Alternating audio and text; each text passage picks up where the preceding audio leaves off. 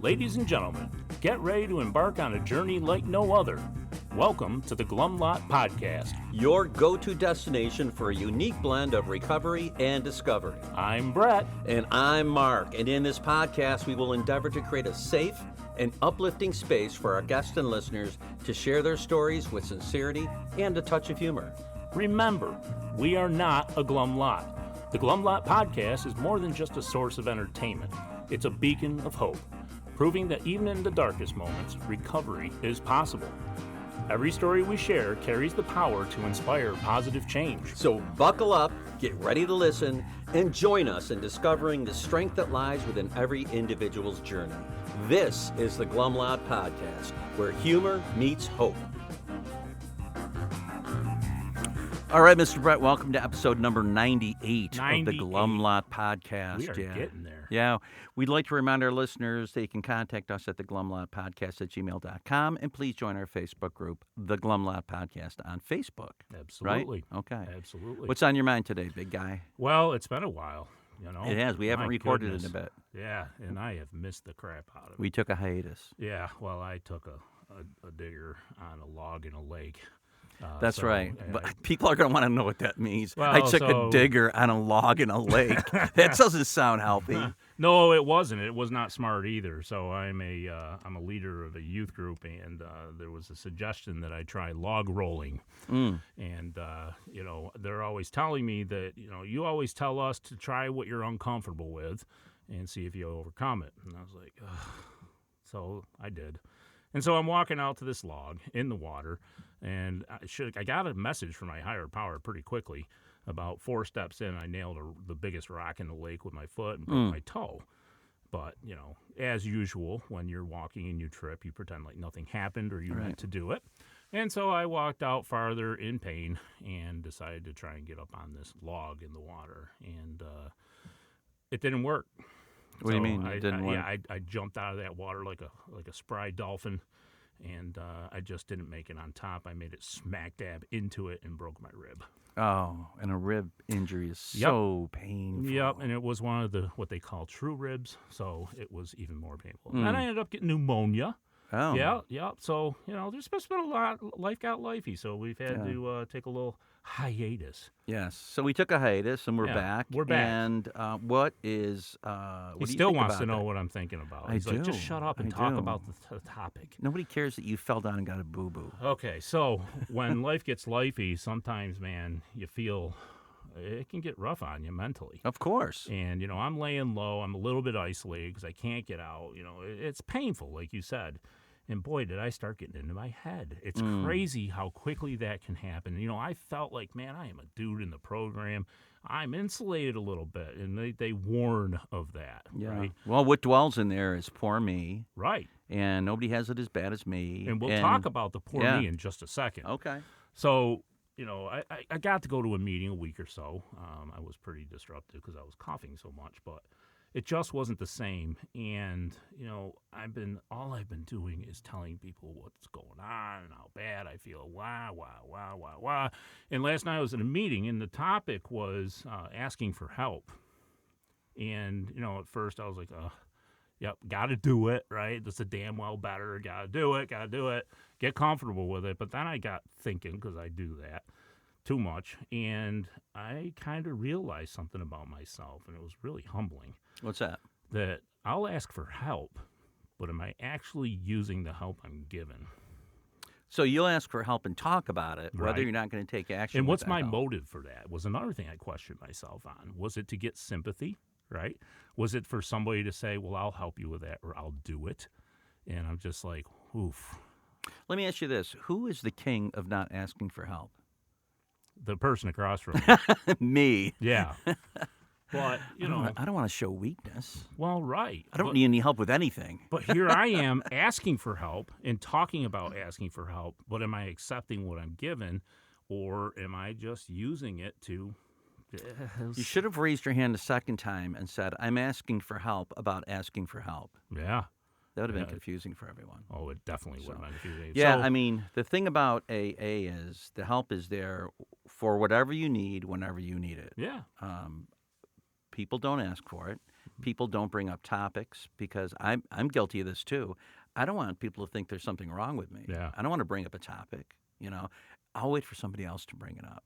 Yeah, but I've gotten comfortable with that. Yeah. But again, so I think what I uncovered a little bit is those poor me's that we just talked about were just a way to help me feel better, that people could understand what I was going through, right? Well, And there's something to be said for, they say that shared misery is halved. Yeah. Shared joy is doubled. Yep. But, another thing is when you get to the exact nature of not asking for help, it's based in fear. And I can speak for myself. Oh yeah. It's like they're going to really find out Right. how fallible I am. Right. Because I have this wonderful outside. Right. You think people are going to look down on you. Yeah. Wait a minute. You're not So as the awesome message as you here say. is ask for the help. Yeah, and then take action on what you're given. Yeah. Follow through with it. I had to do that when I wanted to stop drinking, right? Yeah, I me had too. to actually, I heard another one recently, adapt or die, essentially. Yeah. Right? Yeah. And that's pretty powerful. So I've got pretty to true, yeah. start getting out of my own head and the way I think things should be and accept this help and maybe take a little advice for real. So, yeah. All right. Well, hey, Struggles. yeah, struggles continuing. Yep. Let's we have a guest today who's going to help us by being on our show. Yes. His name is Patrick. Patrick. Welcome to the Glum Lot Podcast, Patrick. Thank you. All right, so we'd like to start with your sobriety date. It's March 13th of 2011. Okay, March 13th, 14 years. 14 years, yeah. Excellent. And we like to rewind back to your first experience with drugs and or alcohol and the effect that it had on you. Yeah, and all those details that you can think of. I would say usually family events, holiday dinners, things like that. The kids were always given a small glass of wine or, you felt like you were part of the whole thing. It wasn't like just being separated at the kids' table. Mm-hmm. And so that seemed like a very special feeling, and, it wasn't something you experienced every day. Right. So it was like literally a seat at the table. It was Right. like, let's do something adult, Yeah. right? Yeah. Out of those glasses of wine, did you ever catch a buzz? Sure. What did you think of it back then? Anything or nothing? Or It just was happiness, Yeah. Right. warmth. Yeah. Happiness in a glass. Who's going to pass that up? Not Seriously. me. Yeah, seriously. And yeah. And I get to feel like I'm one of the adults. Yeah. Now, as you grew older, did you experience more want of that feeling, that effect? Not right away. Yeah. I was more driven in trying to get to the next step. I think the one thing I always felt that I identified with when I started to read the book was irritable, restless, and discontent. Mm-hmm. I was never happy where I was, so I Yeah. was all ready to move on to the next thing. Yeah, I don't think that's uncommon. I And think that's that right from it a is- young age you had that feeling? Well, I knew where I wanted to go to school. Mm-hmm. I got out of high school in 3 years to Wow. go to music school. And I knew at that point I needed to get a job Mm-hmm. when I finished 4 years so I didn't have to move back in with mom and dad. Uh-huh. And all that stuff worked out that way. So alcohol, even though I drank, and I went to school in Philadelphia, Mhm. which New Jersey was right across Sure. the bridge. And the drinking age in New Jersey was 19, and it was 21 in Pennsylvania, where Philadelphia is. It was worth the trip. So it was very easy to get alcohol, but I was so driven on why I was in school and what the next step was. Drinking kind of took a back seat. Yeah. Huh. So you were obviously got out of high school in 3 years. You were a good student, right? Yes. Here we are again. And and you Yep. go into music school, and this is what you want to do. So you're taking it very seriously. Right. So going out and drinking, like a lot of college freshmen do, it's not in your itinerary. You're just, I'm here to, get a degree and make a career, right? I mean, did that occur occasionally? Yeah, there social stuff. there were parties. Where I went to school, there were no dorms, Oh, so everyone lived in apartments and Yeah, off so- campus. right. Did you ever get drunk at any of those parties? Yes. Okay. His Now, face says so let me yes. ask you this then. Do you feel like you were drinking for just strictly for effect at that point? or to fit in. Or did you notice that you drank more than other people? Any of those little signs that we get? It was just the party atmosphere. It's social. what everybody did. It's college And drinking. I didn't really feel I did any more or any less at that point than anyone Right. else. So at this point, as far as Yeah. you're concerned, alcohol's not a problem in your life. right. Okay. Fairly normal stuff. Yep. And so you get your degree, right? You get out. What do you do? Well, I won an audition. I ended up in the service. In military service. In the Air Force. Okay. Now you had to audition for that? Yes. Oh, sure. Yeah. And it's for a band, right? That's right. Oh, okay. Nice. So And you are. I was a musician doing. That is Yeah. awesome. Now, were you a percussionist? Yes. Yeah, okay. So the Air Force Band, kind of a big deal, right? It was a Yeah. big deal. Is there only one? Well, there are less than there used to be, but there are premier bands in Washington, D.C. for every service. I was in one of those bands. Oh, That is okay. really All right. cool. Yeah, nice. And it is a full-time gig, right? It is. And you're out all the time, performing, practicing. That's Yeah. right. Do you come in as an officer? No, Okay. So you're an enlisted guy. the leader of the band are the officers. Okay. Okay. Yeah, enlisted. Now, I know we've heard some notorious stories in the last 98 episodes We about have. people entering the service and their drinking just really ramps up. Did you have that experience? I did have that experience. Figured as Confirmed. much. Well, I mean, Yeah. in that culture, drinking was kind of glorified Yeah. in a way. And I mean, most of the general officers that I came in contact with were all jet jockeys from Vietnam era Mm-hmm. and had the outlook of we work hard, we play hard, Right. Sure. and Yahoo. Yeah.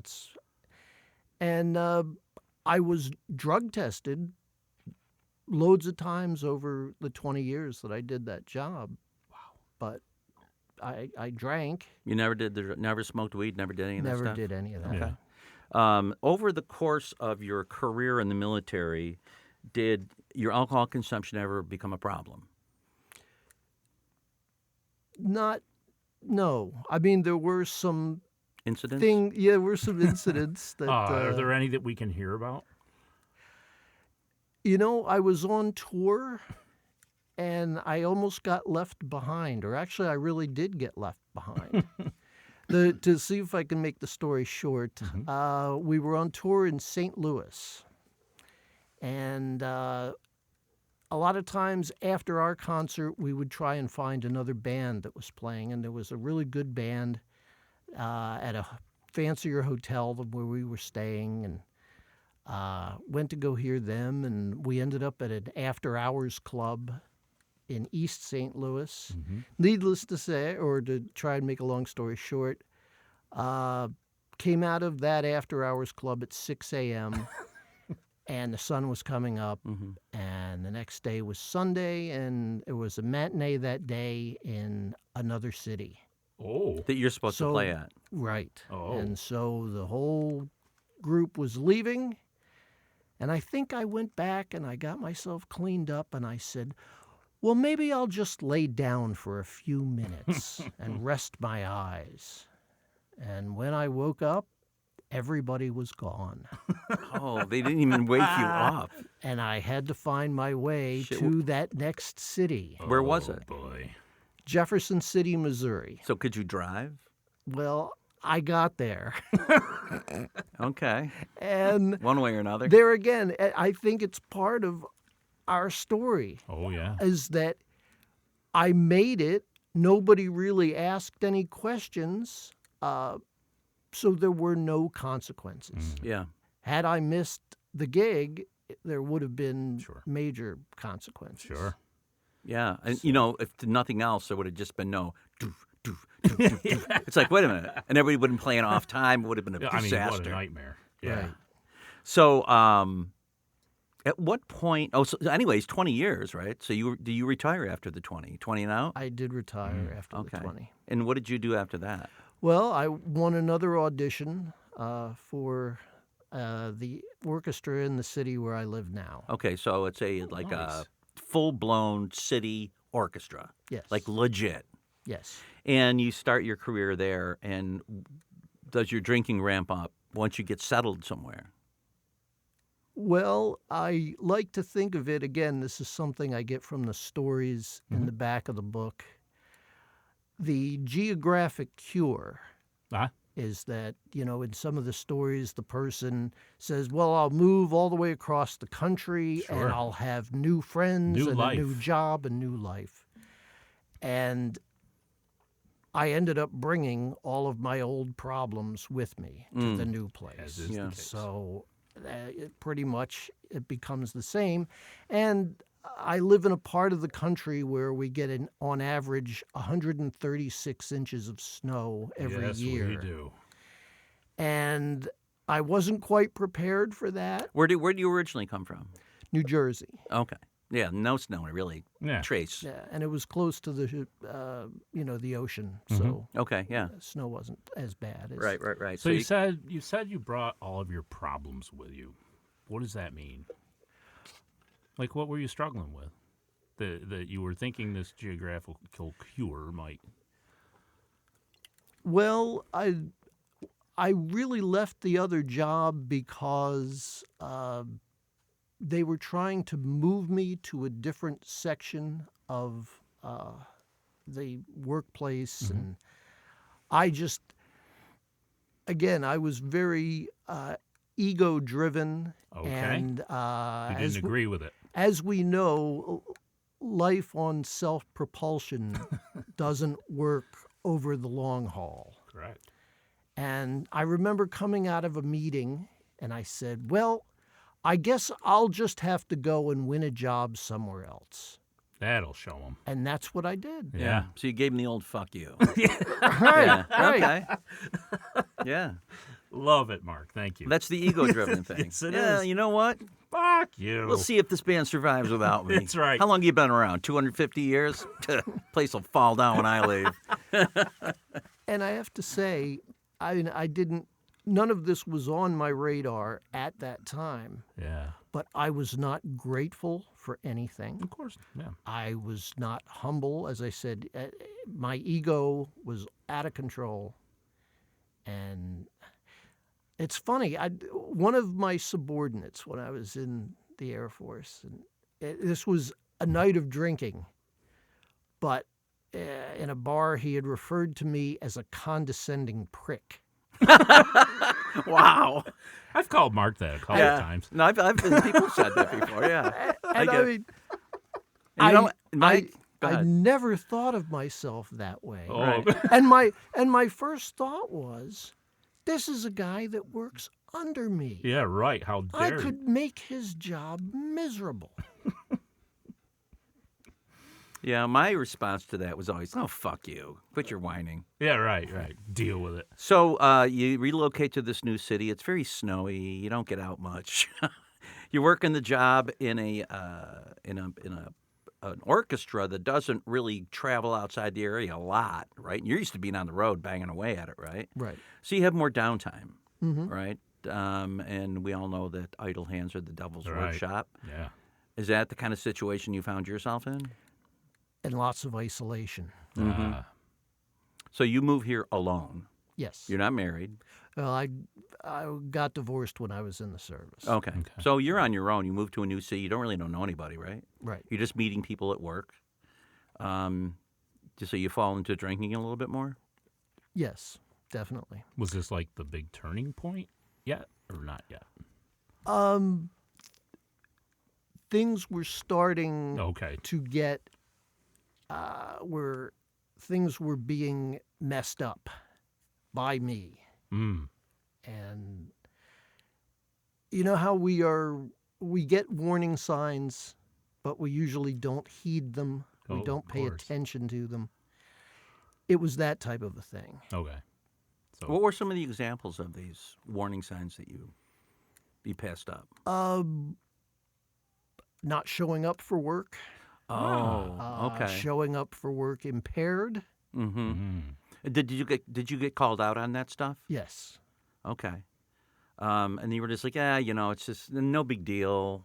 I'm fine. It won't happen again. That was just a one-time thing. So it is a disease of denial for sure. Right. Did the thought ever enter your mind at that time, geez, maybe I drink too much?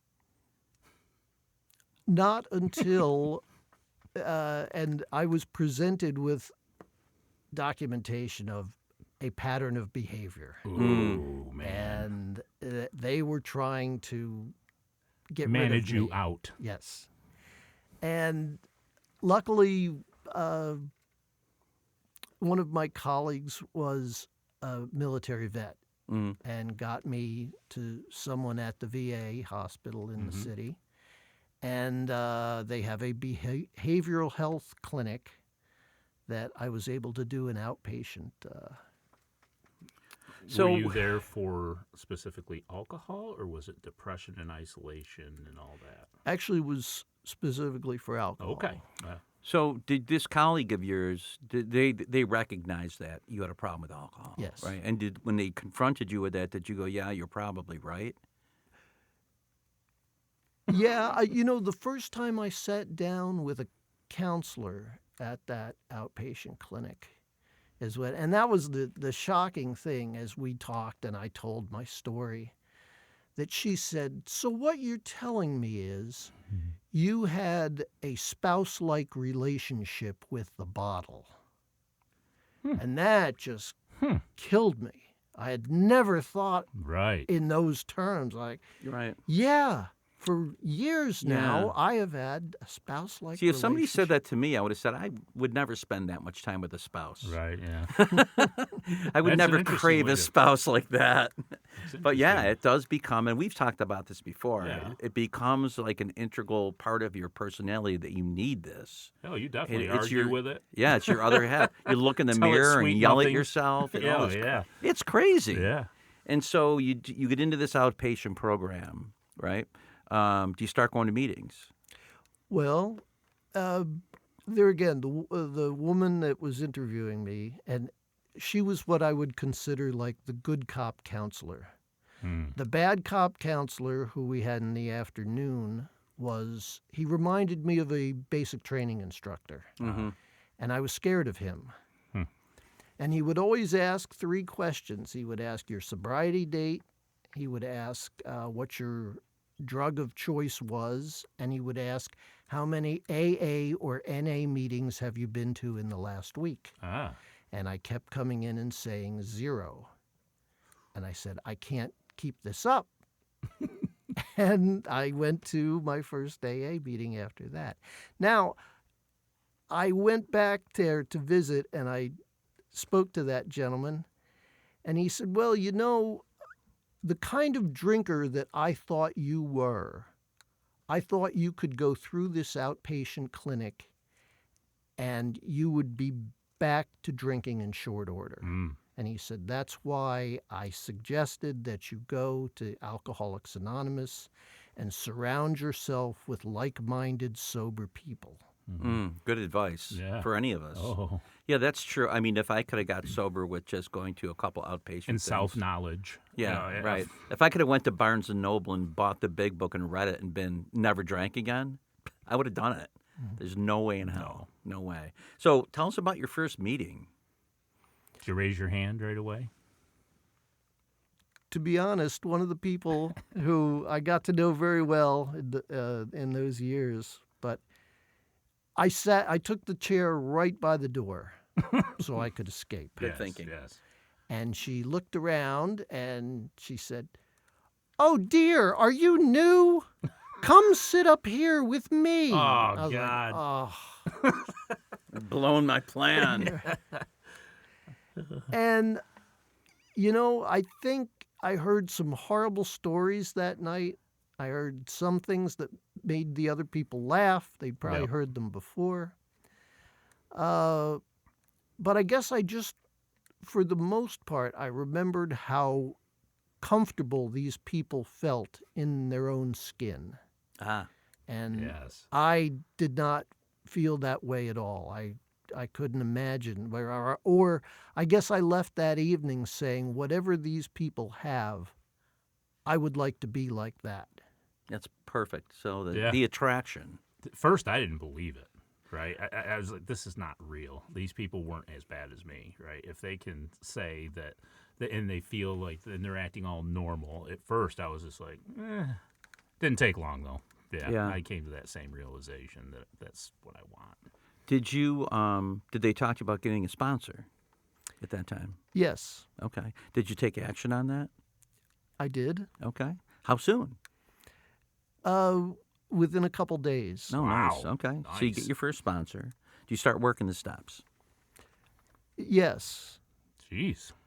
Jeez, you're a freaking poster boy. I mean, my gosh.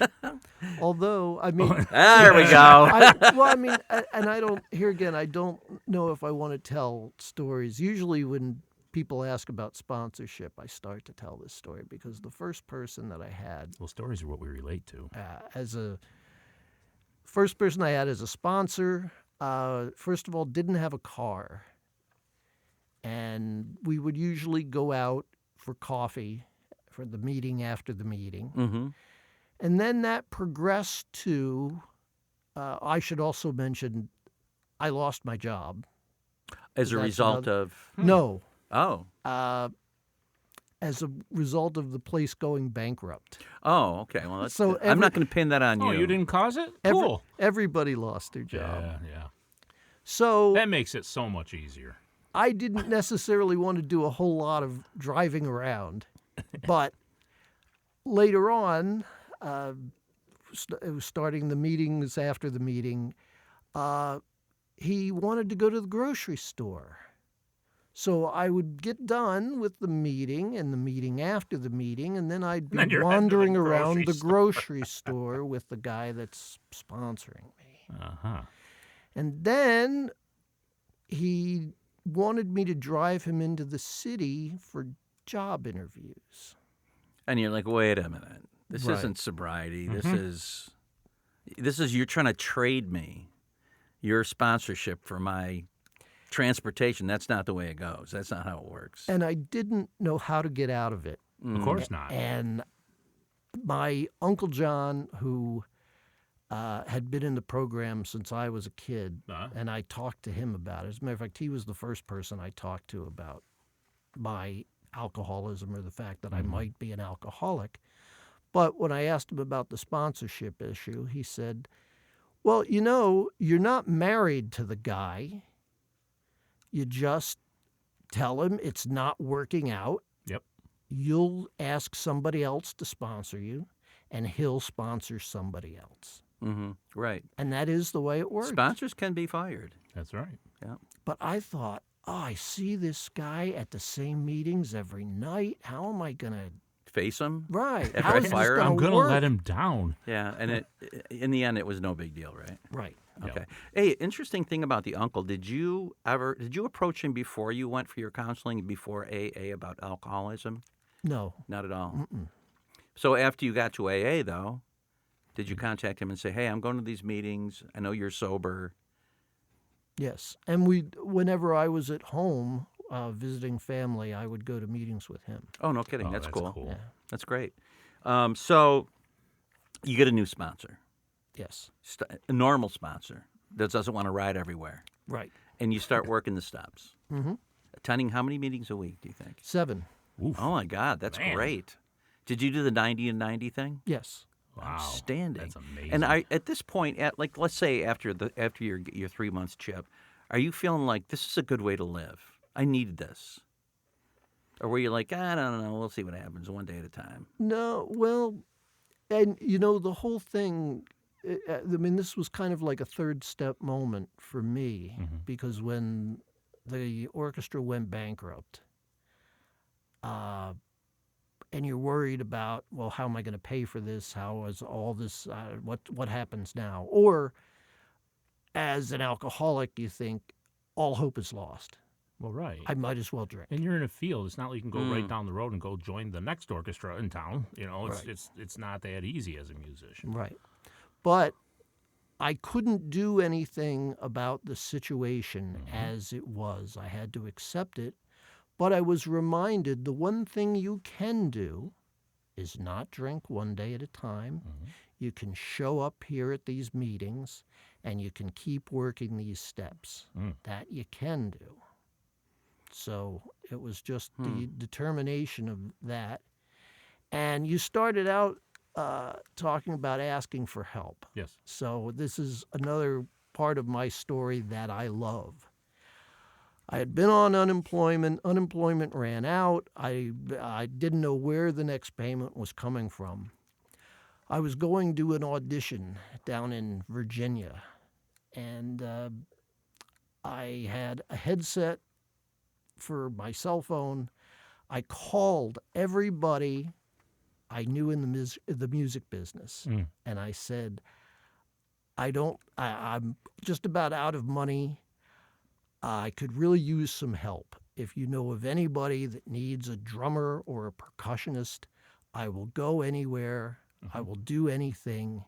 If you would just give folks my email address, my phone number, I'd greatly appreciate it. Yeah, you had some desperation. So I asked for help. About 3 months later, a guy called me from Vancouver, British Columbia. He worked on a cruise line whose, one of the slogans was "Escape Completely."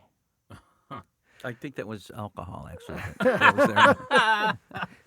And he said that he worked at this cruise line and that his drummer had just quit and that I came highly recommended to him. Nice. And that I got a job. I started working at sea at that point, but had I not made those phone calls, Had you not asked for help, I would never have been there. Yeah. Cool. What was that like for you? Because I know I've taken some cruises and I've talked to the help, and there are wild parties in the bottom of the ship where they all live, drink fests. Everybody's hooking up. It's crazy on those ships. Is that what you saw? That is what I saw. How did you navigate that as a sober person? Well, and I mean, even before I went, I mean, you talk about an 11-step thing because it's like it was like maintain your condition when the there's so same. much temptation there. Right. It's almost the same as when I did service work at the jail in the city, and I said to myself, should I really be doing this? I've never stepped foot in a jail in my life. What are these guys going to listen to me? I don't even know if this is what I should be doing. But I wondered because the two biggest revenue generators on ships are the gambling casino and food and beverage. Yep. And as musicians, you are performing in bars all the time. Yeah. Or large venues where alcohol is served. So, yeah, there was a crew bar after hours. And the one thing I would say about it is there is a Friends of Bill and Dr. Bob meeting on every ship I've ever worked on, except for the contract I did in Australia. I went to the meeting. It was on the schedule. I was the only one that ever showed up. Is this the meeting that anyone a guest on the ship can go to? Yes. Yeah. I've seen those before. I've heard about it. Yeah, and I've heard people go. I went to the meeting. I was the only one there. Or there was one person there. But even one person can be fun. Then you meet somebody, you get to know somebody. So did you go to these meetings on these ships? Every day. Nice. Did people show up? Yes.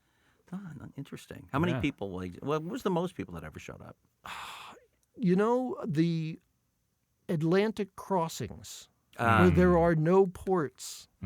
I think I don't understand the cruisers that enjoy crossing the ocean. Just being on a ship. Yeah. But there were a lot of them on there. And Okay. They came to the meetings. They were very Nice, into it. nice. That must have been a lifesaver. Very much so. You know?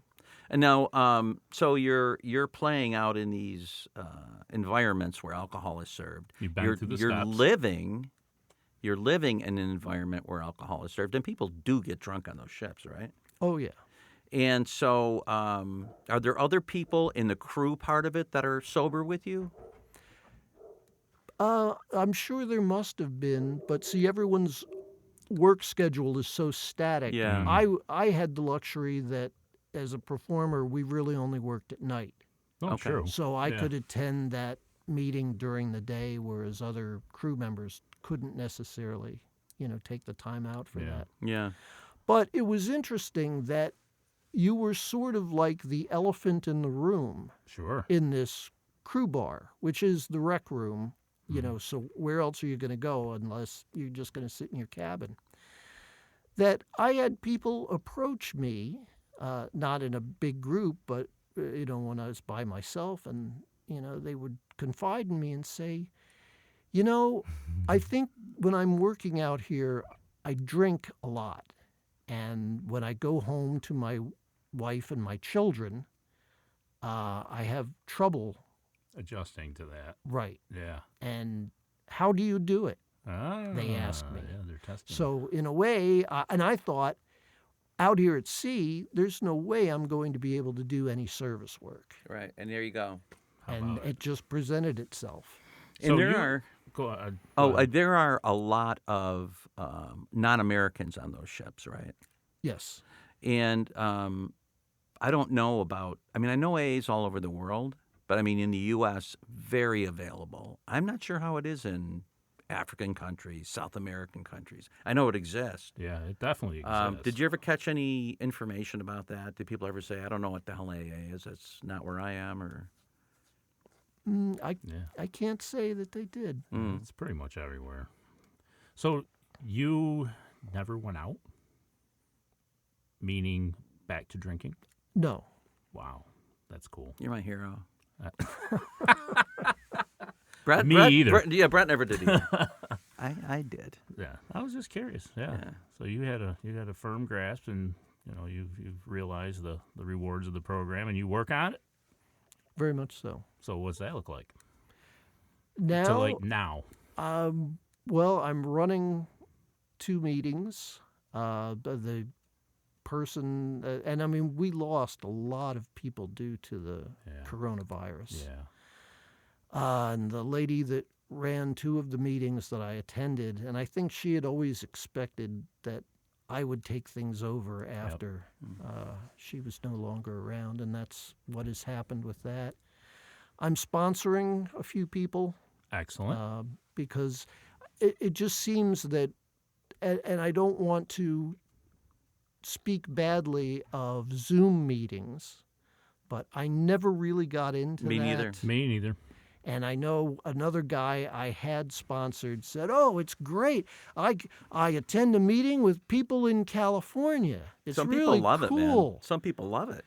And I said, "Well, yeah, but if you're in the situation where you're really thinking about drinking, somebody in California is not going to help you. Yeah. Somebody right here Face to will face. help you." Yeah. Yeah, I could never relate. I did one Zoom meeting, and I was like, this is not for me. So during COVID, I held secret underground meetings because there were others like me. Yeah. There are others like me. My very first meeting, I found it was in Denver, and I got on there, and there was nothing alluding to anything different about this meeting as far as the title and that stuff. I get on there, and everybody has some sort of reptile or amphibian on their person, like holding it around their neck or holding it. I was like, what in the world did I get into here? Right. But it was a regular AA meeting. It was Right. fine. It was but, just for it's reptiles. The people weren't even alcoholics. It was for just the drunk. Just the reptiles. Yeah, the were, drunk chameleons. I have Yeah. an iguana that drinks too much. Let me just rewind on your history a little bit and ask you what your experience was with step 2 and 3, the spiritual realizations in the program. Was that easy for you? Well, I would say my biggest difficulty, and it still is letting go. Right. Yeah. Just believing that your universe has got your back, your higher power's got your back. Right. 100%. I've been sober 35 years. I still have that a lot. Where I'll just have that little fear that maybe I'm going to get dropped. Maybe this is the one time, although my whole sobriety, my higher powers had my back, this is the one time I'm not so sure about that. And my power's probably going, well, that's on you, man. Yeah, you know, try it. If you want to sweat this, go ahead, but it's stupid. Yeah. What's going to happen is going to happen, and you're going to be okay. Yeah. You know. Yeah. But did you have like any religious background or anything that helped you or hindered you?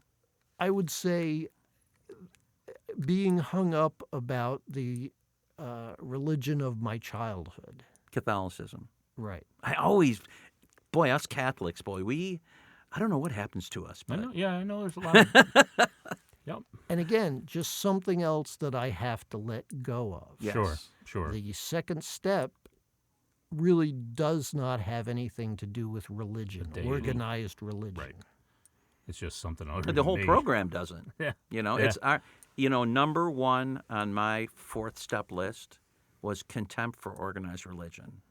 I'm like, why do I feel so contemptuous for something that helps so many people? Right. But yet they start talking about it. I just become, I'm turned off. I don't want to talk to it. So I find out somebody's like spouting Christian stuff. I'm like, oh God, here we go.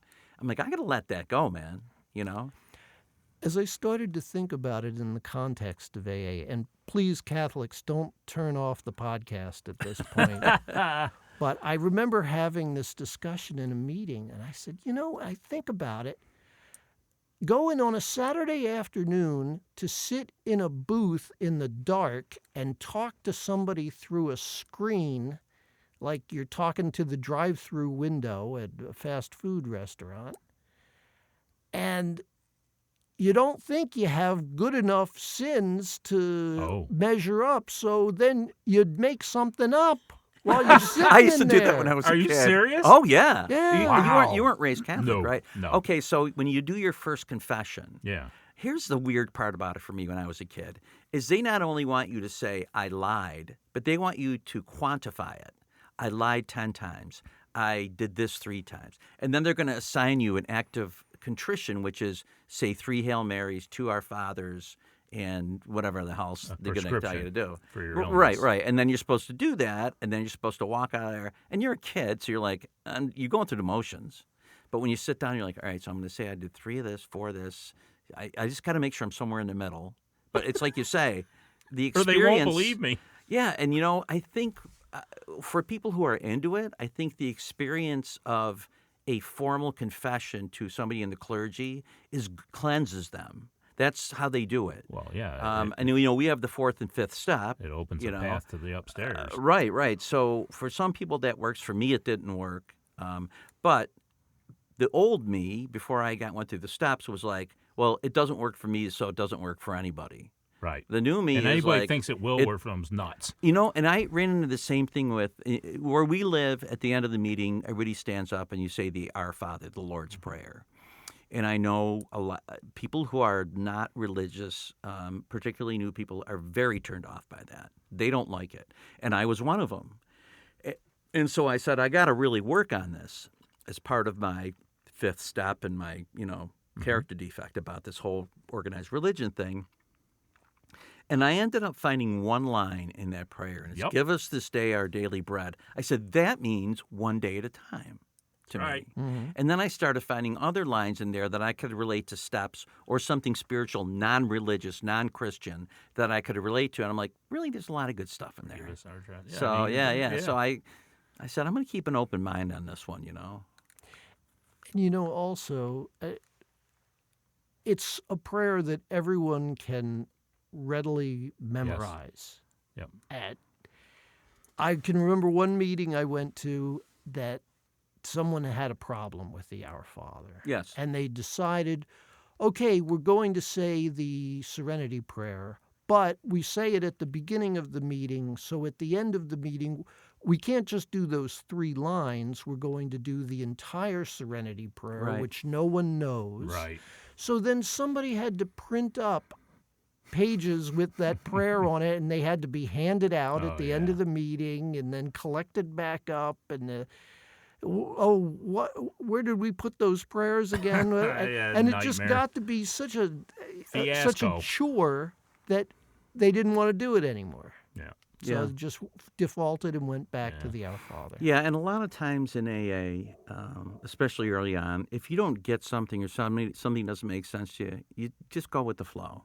Yep. Because things may change. You may begin to have an understanding you never had before. You know, that's part of the whole deal is change, right? Oh, So your sponsorship of others, can you talk a little bit about the gifts you receive from sponsoring someone? Well, there is no handbook. There is no instruction manual on how to do this. Right. There's only working with others in the big book, but it doesn't tell you how to sponsor someone, really. Right. right. And there's a reason for that. Yeah. You're supposed to only be guiding them through the program. Otherwise, if there's this whole list, then, well, you turn into the guy that you might have experienced in the first place. Yeah, and my philosophy always was just do for them what was done for you. Yeah. That's all I can do, what I know. But what was your experience? Well, I would say my, again, ego-driven self-propulsion, which I feel so much better about it now, but it still rears its ugly head at times. I'm the one, like my father, who wants to say, you need to do this, and you need to do that. And what a way to turn people off when you're trying to attract them to the principles of this program. So you need to not be dictatorial. I've learned that. My sponsor really pointed that out to me. I was at a meeting where someone was speaking. This is very early on, first couple months. And somebody was saying, what you need to do is you need a bit. We got out of that meeting, and I'm like, is it me, or was that kind of like that made me not want to do things? And he said, yeah, I get it, but he said, you should really only share your experience, strength, and hope. So instead of saying you should be going to more than one meeting a week, you say, for me, when I started in the program, I needed more than one meeting a week. I had to go to 3, 4, 7, whatever. And if you put it that way, people won't be turned off. And even if they don't take the message and use it, at least they weren't like, oh, fuck this guy. He's trying to tell me what to do. Because as alcoholics, as soon as somebody says, you better, we're like, I'm going the exact opposite way. Yep. So, that's a good lesson for people, especially new people. You think it's important for you to do, though? Absolutely. And, I think back to the very first person that I sponsored, and I guess is the term helicopter parent. That you're. Yeah, that's true. I was way too on top of this guy all the time. And again, my ego. Yeah, we've got the solution, and you need to hear it. The sponsorship is not about me. Right. But I think having done an after actions on that whole situation, my attitude was, if this guy doesn't get sober, it's a bad reflection on me. Oh, God, yes. Dude, I had my first sponsee hung himself. Oh. And I've had 4 since then die while I was sponsoring them. And believe me, I've had those moments like, what the fuck did I do? What did I forget? And everybody around me has said, this is what happens to alcoholics. Yeah. You can do whatever you can do, but you can't get them sober. And in a lot of cases, I wanted to get them sober more than they wanted to get sober, And I've experienced that with sponsees since. And I tell them straight up, I can't want you to get sober more than you do. This is just not going to work. I do want you to get sober, but I'm not going to freaking follow you around. You got to want to get sober. Yeah. So, and I understand the whole ego thing. It's like, this is going to make me look bad, Jesus Christ, we're fucked up, aren't we? How does this affect me? Yeah. And I think as a result of my approach, this guy ran away from me. He hung in for a few months, but he was like, pretty soon I'm going to be walking through a grocery store. Right. He went to somebody else, I'm sure. Yeah. Because I was just like too intense for him. Well, this is, we live and learn in AA for sure, and we don't know everything and we never will. But as long as we're sober enough to take an experience like you had and look at ourselves and say, reflection. I think I screwed this up for myself. I think what I really need to do is back off take my ego out of the equation, and just let my higher power work through me, you know? And I still have to remind myself of that a lot of times when a sponsee will come to me with something. I'm like, you know what? I let me tell you what I think, but it doesn't. You don't have to do this, you know. So, well, Patrick, we loved having you on the show. Yeah. Thank you so much for sharing with us. And until next time on the Glum Lot Podcast, I'm Mark. I'm Brett. I'm Patrick.